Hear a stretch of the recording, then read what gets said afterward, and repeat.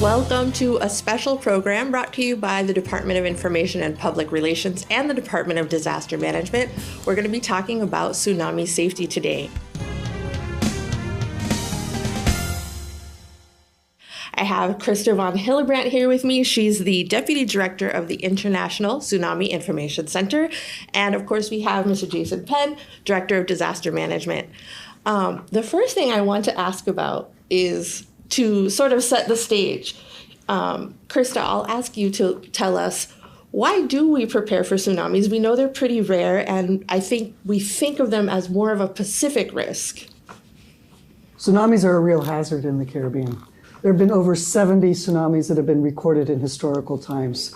They've caused the death of over 4,500 people. They can happen at any time. They aren't as frequent as hurricanes, but when they strike, they're extremely, extremely dangerous. And so we need to be ready. Just like we get ready for major hurricanes, we need to get ready for tsunamis. Just because they're not that frequent doesn't mean they're not going to be dangerous. They are going to be dangerous when they strike, and we need to be ready to respond at a moment's notice. Right. And then anything that you want to add, Jasen, about the local research and things that we've seen in the historical record here in the Virgin Islands? Well, in terms of the Virgin Islands, one of the key dates that we usually use for everyone is the 1867 event, and indicating to persons that it's well over 100 years now since we've had a tsunami itself.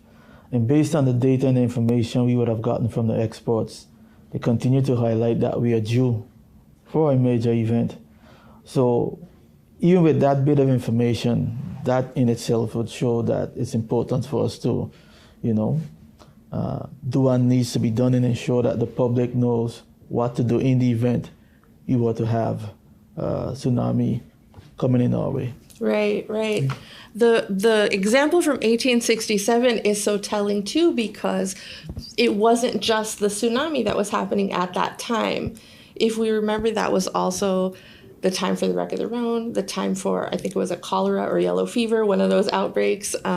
It's kind of reminiscent about what's happening right now, right? We're dealing with the peak of the hurricane season. We're dealing with, just had an international earthquake yesterday. Mm-hmm. Yeah. Another thing I want to ask about is, who in particular would be at risk? We know that it's not a case of everyone in the Virgin Islands, should there be a tsunami threat, everyone in the Virgin Islands has to evacuate. I'll let you speak first again, please, Christa. Yeah, so there's two areas of threat from tsunamis. The major threat is for inundation, but that inundation levels are only up to areas close to the coast. They're not going to get all the way up to your highest mountains, right? It's just the low-lying areas in your coastal zone. So once you're up in the hills and the mountains, you're safe. But even small tsunamis can be very dangerous for swimmers and boats in the water. So you can get a tsunami of just 1 to 2 feet. And we think, well, that's not a problem. What's happened? We have waves that size and nothing happens. But because of the tsunami characteristics and the strong currents they bring with them, people can drown in these waves. So we have to be cognizant that tsunamis are a threat to swimmers and to the maritime and the boating community. And that is for, even relatively small tsunamis, but they can also be a threat for people that are on land. But it's up to just a certain level. It's a certain height. It's not. They're just going to stay in the basically in the low-lying areas. Right, and that's reflected in our local safety products like our tsunami evacuation maps.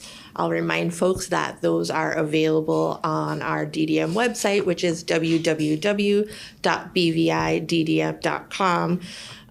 But the rule of thumb basically that we say to folks is that if you can come a mile inland, you're probably in good shape. If you have about 100 feet of elevation, you're in pretty good shape.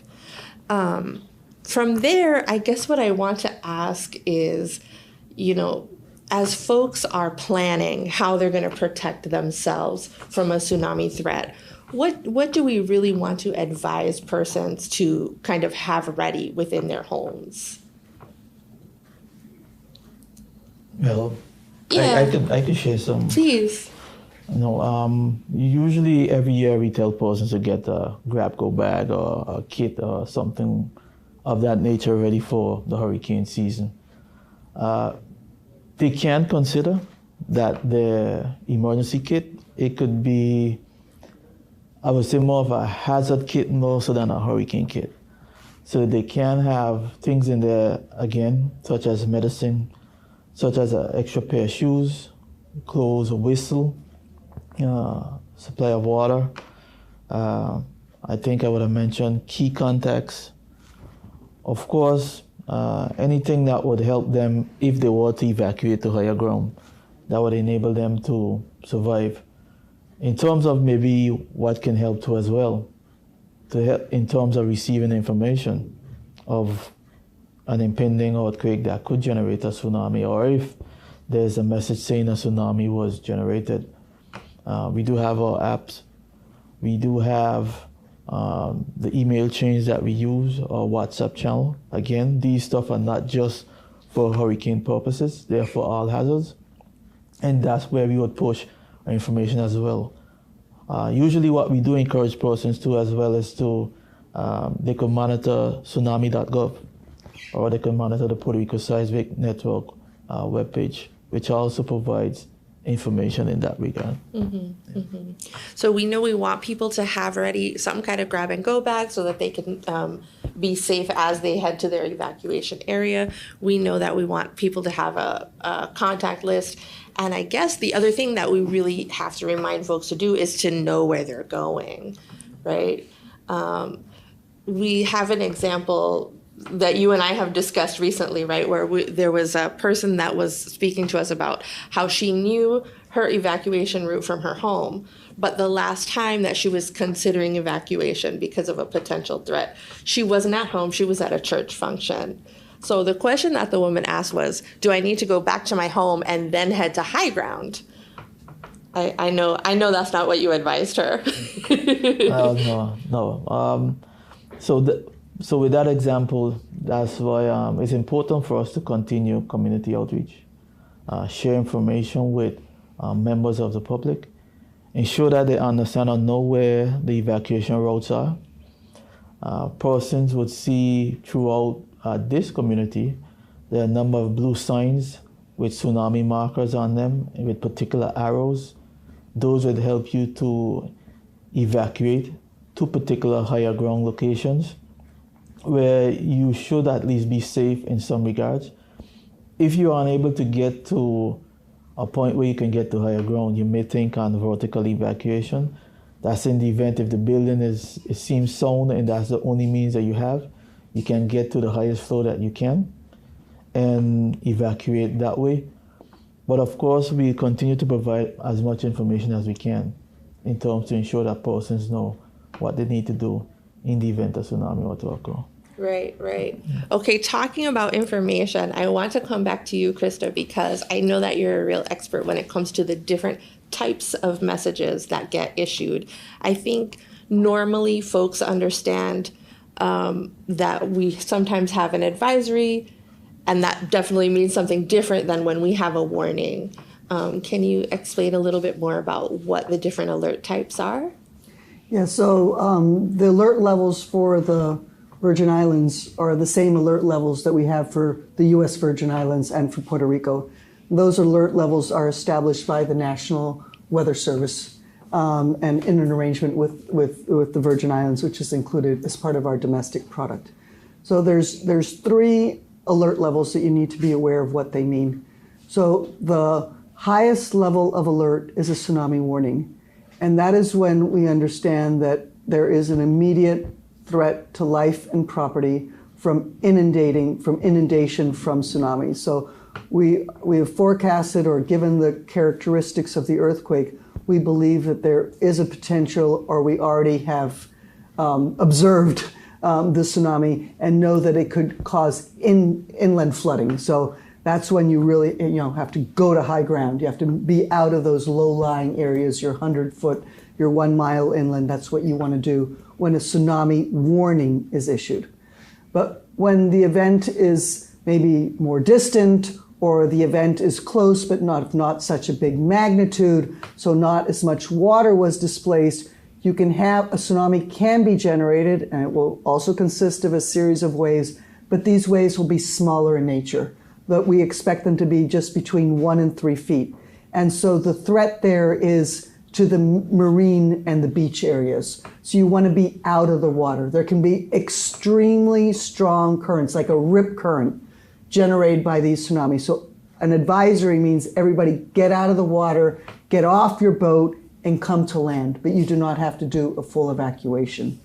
Now, when we have a distant source, so for example, a tsunami that could affect the Virgin Islands and has affected the Virgin Islands can traverse the whole Atlantic. So that happened in 1755, and there's evidence on the island of Anegada that the 1755 8.7 earthquake off Portugal crossed all the way from the Atlantic and reached the Virgin Islands. Now, this takes 8 hours. So because it takes so long, we won't put you in, when the earthquake is generated, we're not sure whether it's going to be at an advisory level, so just a maritime threat, or there's going to be inundation. So what we issue in that case is a tsunami watch. And the tsunami watch says, you know, if the tsunami is going to hit, it's at least 3 hours out. So there's at least 3 hours. And the Pacific Tsunami Warning Center is still evaluating that event. And we will be updating you whether it is at a warning level, an advisory level, or in some cases we'll even do a cancellation. So there's no threat. So those are the 3 things you have to be aware. And you know, there's the tsunami, you can't just hear the word tsunami and then, oh, if tsunami means run to high ground. No. You have to hear that second part of the title, right? That second part, that chapter, you know, tsunami warning, run to high ground. Tsunami advisory, get out of the water. Tsunami watch, oh, let me get prepared to respond. Let me turn on the radio, listen to what the officials have to say, because there's going to be some update. So those are the levels of alert we have, and we really need people to be aware, because sometimes people over-evacuate. And so, you know, there's just, you know, we've issued an advisory and people are running for the hills. That's not necessary. Right. Because, you know, by doing unnecessary evacuations, you're also putting at risk, you know, life and property. Right, right. But of course, we know that there's kind of the other side of that coin as well, where there might be a local event and there might not be time to issue an alert. You have this wonderful rhyming phrase. I wonder if you'll share with the folks. Yeah, so the phrase is long or strong, get gone. And so if the earthquake is really strong or it lasts for a significant time, like more than 30 seconds, you're feeling this earthquake and it just doesn't stop, you're almost getting dizzy from the motions, or things are falling down, buildings have suffered structural damage, like what would have happened in 1867, right? It's really, really strong. Well, you have to get gone immediately, because the tsunami could arrive within 10 minutes, 15 minutes. But it takes the official tsunami warning process, can take anywhere from 5 to 15 minutes. So you don't want to lose precious time waiting for that official alert. You have to auto-evacuate. You have to take measures in your own hands and say, I'm going to protect myself and get out of harm's way. And you'll do and do that evacuation to the higher ground. So strong or long, get gone. Mm-hmm, mm-hmm. What I'll ask you, Jasen, to share is there's sort of a middle ground, right, where I might be on the beach or out fishing.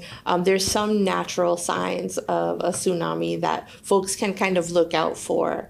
Can you share those with us? Sure. Especially if you're on the coast or you're on the beaches, one of the things you would see is the water begin to recede. You may see land in areas that you would not have seen land necessarily. That's a sign of the tsunami, the waves, the water's pulling backward, where that wave or series of waves are going to be generating to come in towards the coast. And that would mean that by the time you see the receding process, you need to evacuate and get to higher ground as soon as possible, because there's a possibility a tsunami is just about to hit our shores.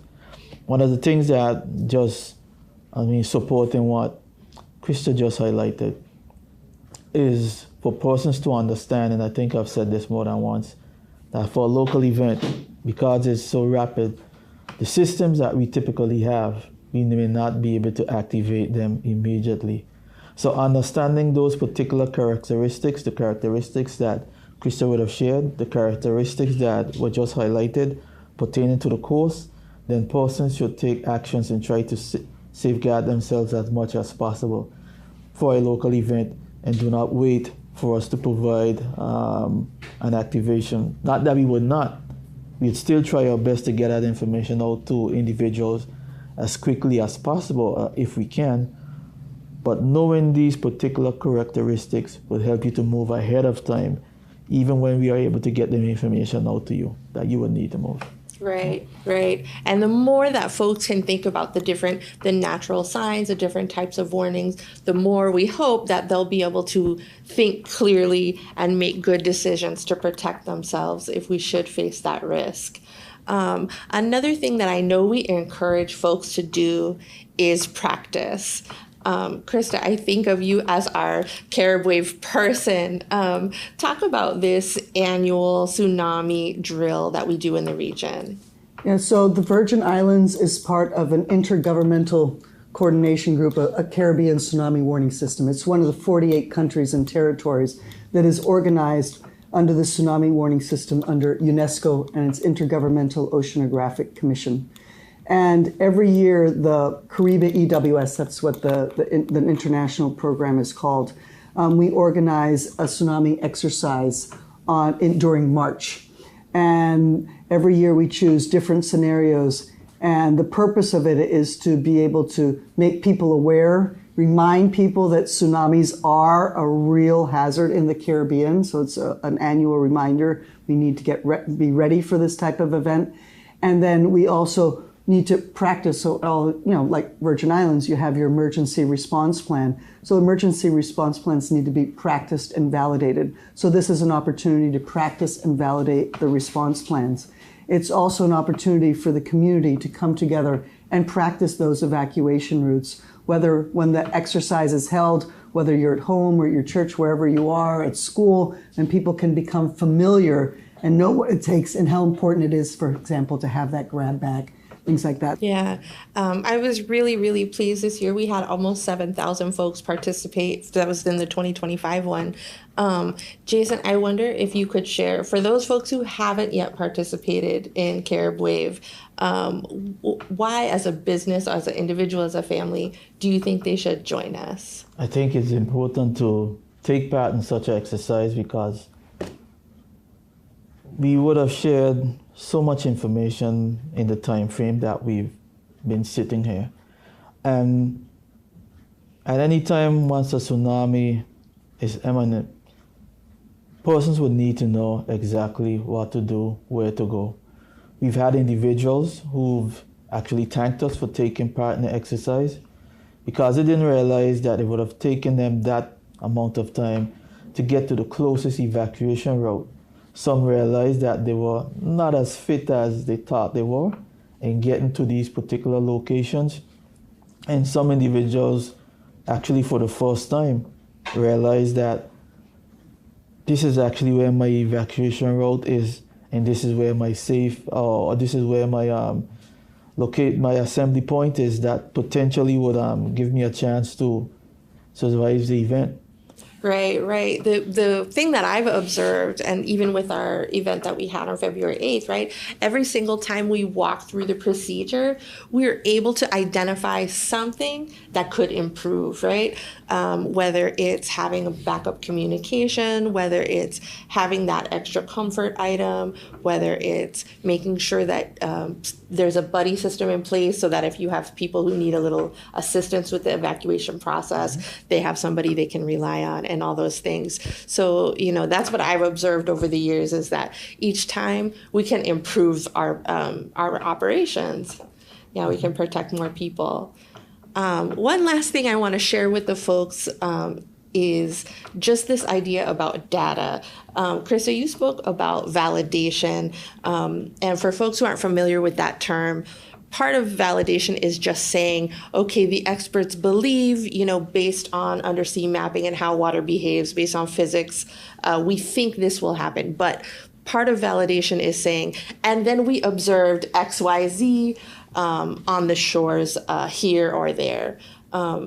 We in the Virgin Islands have some instruments that contribute to that data collection, but can you talk a little bit about the different instruments that paint that picture for you all? Yeah. So the backbone of a tsunami warning system is instrumentation, and then the experts that can analyze that data and that information. And so in terms of instrumentation, there's three key systems. One are the seismic stations. 70% of tsunamis are generated by earthquakes. So therefore, the timely and accurate detection and analysis of earthquakes is key to be able to identify those earthquakes that could potentially generate a tsunami. But the earthquake, gives us an idea, science-based idea that there could be a potential of a tsunami, but it does not confirm the tsunami. The other instrument that can also help us determine that rapid earthquake analysis, if it's a very large earthquake, are global navigation systems of systems, so also known as global positioning systems, GPS, of which there are also some in the British Virgin Islands, as there are seismic stations. And those are especially useful when the event is very large. And the seismic, our seismic stations can clip, they can get saturated in the near source area. And so those GPS stations can give us a more accurate description of the size. But still, we just know the size of the earthquake, and it has that potential. By understanding that data, we can also, over time, analyze and see if that earthquake caused a vertical motion near or underneath the seafloor, or it was a strike slip. And that's very important, because if the earthquake has a vertical motion, then that is what you're going to generate the tsunami, right? You're going to put the water in motion. If it's a strike slip event, we're probably not going to have a tsunami because there's no displacement of the water.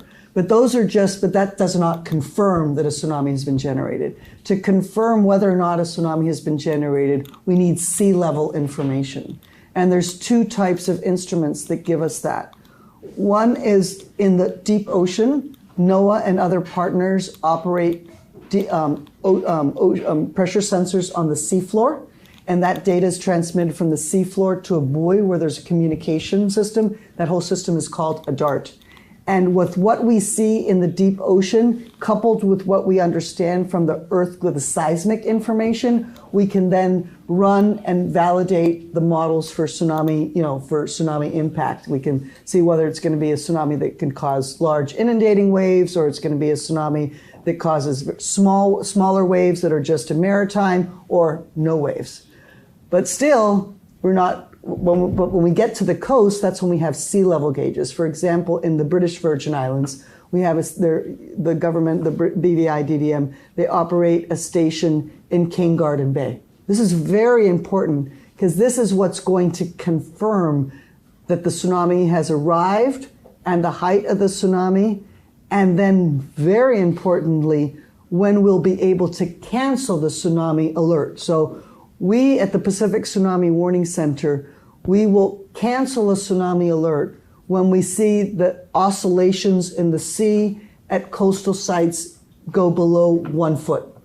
And until we see that alert's going to be maintained. So the more coastal sea levels like the one in King Garden Bay we have, that will give us that opportunity and that certainty, not only that the tsunami has been generated, the impact and the size it's been having, but also help us determine when to cancel our alerts, and then the Department of Disaster Management could then, and the government could then give like an all clear. So yes, it's a lot of, and we work 24/7. The Pacific Tsunami Warning Center is the authority for tsunami alerting in the Virgin Islands, just as it is for U.S. Virgin Islands and for Puerto Rico.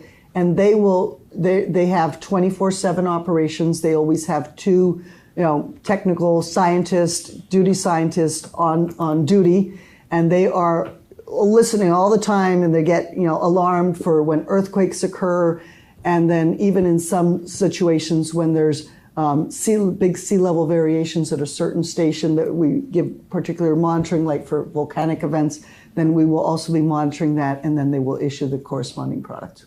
So observations are very important. We're really, really appreciative of the Department of Disaster Management, who over the years has been installing, providing maintenance, support to technicians that come here and provide maintenance, so we have that data.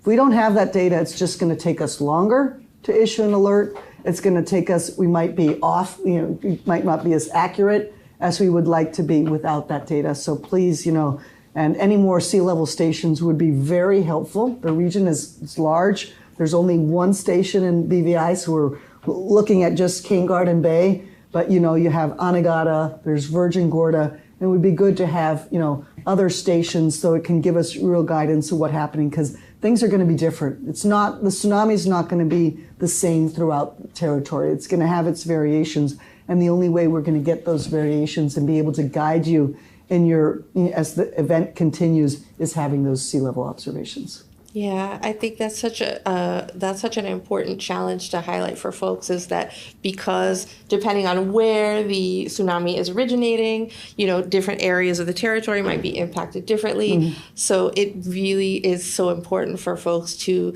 kind of take a breath, say, okay, what exactly is the advice here? Mm-hmm. Yeah. Jasen, can I ask you, do you want to close us off with any final thoughts? Oh, Christa has one more, please. Yeah, so there's one really important thing I want people to recall.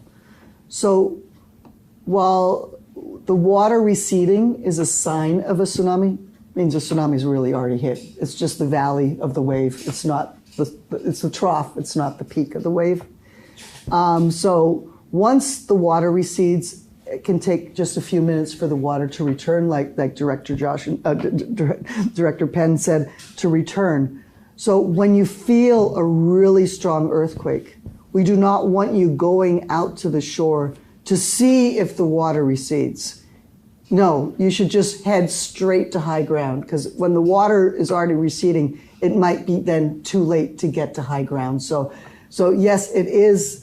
The water receding is a signal of impending tsunami threat, but we don't want to do that during an event. During an event, you want to really head to high ground. Also, we talked about strong or long get gone, but before you get gone, while it is strong, you need to protect yourself. You need to get under that furniture and protect the furniture in the safest place in the building or wherever you are, and protect yourself while the strong ground shaking is happening. Once the strong ground shaking is happening, that is when you are going to evacuate. So you want to protect your life during that earthquake, and that's why we have Shakeout is an exercise that takes place every October, where that is practiced in conjunction with tsunamis. And the third thing I just want to highlight is that for the boating community, you have a lot of sailors, right? A lot of people are listening, say, well, where can I be safe? Well, if it is a close earthquake and you're feeling the ground shaking, you can't take your boat out. You just have to leave the boat there and you just head to high ground, right? But if you have time, and like in the case that we had in February 8th, there was almost 3 hours between when the advisory was issued to when the tsunami could have, if a tsunami is generated, was going to impact the British Virgin Islands, right? The Virgin Islands. So you would have time then to take your boat out, because if you go to deeper water, 400 feet or greater, you're off the shelf, then the tsunami is not going to cause any. It has no threat. It has no danger, because in deep water the waves are very small. That whole force, that whole energy is distributed in the whole column of water. So it's very safe. So the boat is safest. And that's why a cruise ship, for example, if a cruise ship knows that a tsunami is coming, they're going to want to head out to deeper water as soon as possible, because they know that that's where that cruise ship is going to be safe. Just like your sailboat's going to be safe, the cruise ship's going to be safe. People are wanting, but you can only do that if you have time. If it's a close earthquake, you just have to, get to high ground immediately. Don't think about going to your boat or going back to your cruise ship. No, you just have to get to high ground and protect yourself. Yeah, very important. Anything you wanted to close us out with? Just what I said earlier. The exercises that we do, especially the one that we take part in every year, Caribbean Wave. And if you haven't taken part as yet, I do encourage that you be alert for when the date or when we start to ramp the promotion for the exercise up so that you can register and you and your team or your families can take part next year. Okay, awesome. Well, I want to say thanks again to Christa von Hillebrandt and to Jasen Penn for joining us and for sharing all this great information about how we can protect ourselves from the rare but very serious threat of tsunamis. For the Department of Information and Public Relations and the Department of Disaster Management, I am Crystal Kanyuk-Abel.